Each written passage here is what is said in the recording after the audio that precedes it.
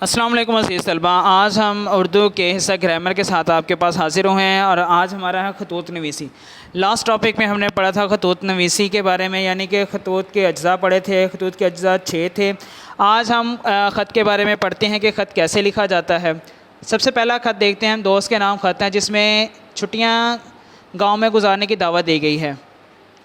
آپ نے سب سے پہلے جو ہے خط کے دائیں جانب جو ہے پیشانی پہ آپ نے لکھنا ہے امتحانی مرکز۔ اس کے بعد آپ نے لکھنی ہے تاریخ جو بھی ہوگی، جس دن کی بھی ہوگی وہ آپ نے لکھنی ہے۔ اس کے بعد پھر آپ نے لکھنا ہے پیارے دوست لکھ دینا ہے یا اس کا نام آپ نے لکھ دینا ہے۔ اس کے بعد پھر آپ نے آگے السلام علیکم کے بعد پھر آپ نے شروع کرنا ہے میں نے کبھی سوچا نہ تھا کہ آپ مجھے بھول جائیں گے، 2 ماہ سے خط بھی نہیں لکھا، اتنی بھی کیا مصروفیت ہے کہ دوست کی خیریت بھی نہ پوچھ سکیں۔ بھائی ہم تو آپ کو نہیں بھولے، میری امی اور بہن تو آپ کو اکثر یاد کرتے رہتے ہیں۔ پرسوں ابا جان بھی پوچھ رہے تھے۔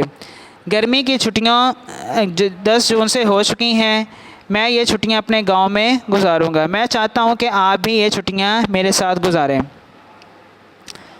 سلمان اور تنویر بھی چند دنوں تک یہاں آ رہے ہیں، ہم سب مل جل کر ہنسی خوشی وقت گزاریں گے اور خوب مزے کریں گے۔ اپنے آنے کی اطلاع مجھے جلد از جلد دے دینا تاکہ بروقت جو ہے ہم انتظامات کر سکیں۔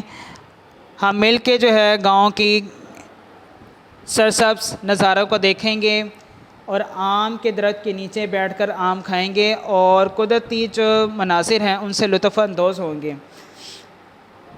مجھے اپنے آنے کی جلد سے جلد اطلاع دے دیجیے گا۔ پھر آپ نے آگے لکھنا ہے اپنی امی اور ابا جان کو میری طرف سے سلام وسلام، آپ کا مخلص دوست الف بے جیم۔ نام نہیں لکھنا، آپ نے الف بے جیم لکھ دینا ہے۔ عزیز طلباء، آج ہم نے خط پڑھا دوست کے نام چھٹیاں گزارنے کے لیے۔ اسی طرح باقی خط بھی ہیں جس میں مختلف عنوان ہوگا، اس کا کوئی دوست کے نام ہوگا، بھائی کے نام، ابو کے نام۔ اگلے ٹاپک کے لیے پھر ملتے ہیں، اس وقت تک کے لیے اجازت دیجیے۔ اللہ حافظ۔